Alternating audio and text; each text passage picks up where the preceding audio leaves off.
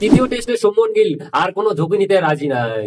তৃতীয় টেস্টে নামার আগে তিনি স্পষ্ট জানিয়ে দিয়েছেন যে এই সিরিজটা ইতিহাস গড়ার সুযোগ। ইংল্যান্ডের মাটিতে ভারত শেষ 3টি টেস্ট জয় তুলে নিয়ে সিরিজটা 4-1 ব্যবধানে জিতে চাচ্ছে ভারত।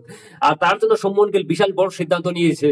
যেসব প্লেয়াররা আগের ম্যাচে ভালো পারফরমেন্স করতে পারেন তাদেরকে দল থেকে ছাঁটাই করে দিবেন শুভমন গিল। তার জায়গায় নতুন কিছু মুখে আমরা দেখতে পাবো এবং যারা ম্যাচের রং একাই বদলে দিতে পারে।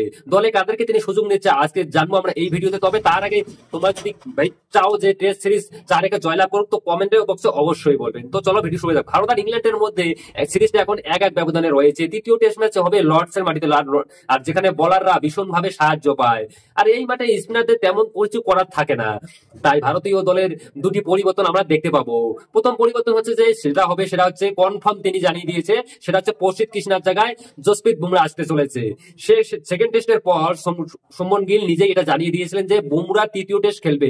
এবং দ্বিতীয় পরিবর্তন হতে চলেছে সেটা হচ্ছে ওয়াশিংটন সুন্দরের জায়গায় ধূপ জুড়েল খেলবে, কারণ লর্ডসের পিচ অতিরিক্ত স্পিনারদের জন্য কোনো কাজেই আসবে না, তাই ধূপ জুড়েলকে তারা আনতে যাচ্ছে। আর ধূপ জুড়েল হলে কি হবে যে একটা ভালো ব্যাটসম্যান আমরা পেয়ে যাবো, 6 নম্বরে ভালো ব্যাটিং করতে পারে ধূপ জুড়েল, তার জন্য তারা ধূপ জুড়েলকে নিয়ে আসতে চলেছে। ওয়াশিংটনকে সুন্দরের জায়গায় যদি ব্যাটসম্যান আমরা খেলাই তো আমাদের রানটা ব্যাটিং লাইনের মজবুত হবে। এরপর যারা হচ্ছে যে ভারতীয় দলের প্লেইং 11 থার্ড টেস্টের জন্য, তো ওপেনিং এ আমরা কোনো কিছু পরিবর্তন দেখতে পারবো না। 1-2 থাকবে যশস্বী জয়সওয়াল এবং কে রাহুলকে আমরা দেখতে পারবো। 3 নম্বরে থাকবে করুণ নায়া, তাকে কিন্তু তারা ভারতীয় দল আবারও সুযোগ দিবে। এবং 4 নম্বরে থাকবে অর্থাৎ অধিনায়ক আমাদের শুভমন গিল, 5 নম্বরে ঋষভ পান্ট এবং 6 নম্বরে পরিবর্তন হচ্ছে সেটা হচ্ছে ধূপ জুড়েল ওয়াশিংটন সুন্দরের জায়গায় খেলবে। এবং 7 নম্বরে থাকতে চলেছে রবীন্দ্র জাদেজা, একদম খুব ভালো পারফরমেন্স করছে রবীন্দ্র জাদেজা, যদিও উইকেট পাচ্ছে না রবীন্দ্র জাদেজা কিন্তু ভালো রান করছেন, তাই 7 নম্বরে থাকতে চলেছে রবীন্দ্র জাদেজা। 8 নম্বরে নীতিশ কুমার রেড্ডি আমরা দেখতে পাবো, নীতিশ কুমার রেড্ডিকে।